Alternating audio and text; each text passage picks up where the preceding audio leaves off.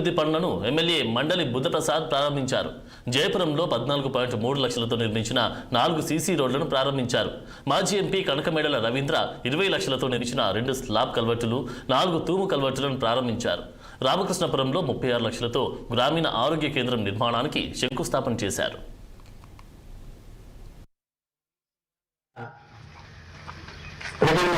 ప్రజల సమస్యను పరిష్కారం చేయడానికి ప్రత్యేక ప్రయత్నం చేస్తున్నాయి.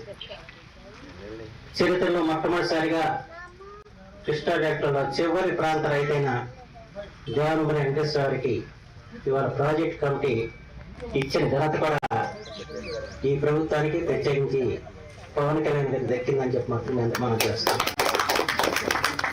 ఇంతవరకు ఇప్పుడు పై వాళ్ళే ఆ పదం అధిరోస్తూ వచ్చారు.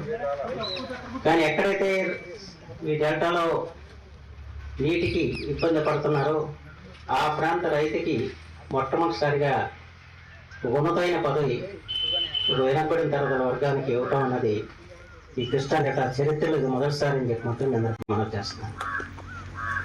అంచేత ఇవాళ ఎవరైతే ఇబ్బంది పడుతున్నారో ఆ ఇబ్బంది పడుతున్న వారిని మనం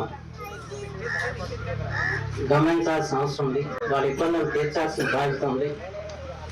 ఇప్పుడు ఇంకా ఈ మండలంలో నాగారంలో దాదాపు 5,000 ఎకరాలు అవుట్ఫాల్ సూన్స్ మరామతులు లేక పంట పండించుకునే పరిస్థితి లేదు. దాని గురించి కూడా అవిశ్రాంత పోరాటం చేస్తున్నాం. దాదాపు 35 కోట్లు కావాల్సి ఉంది.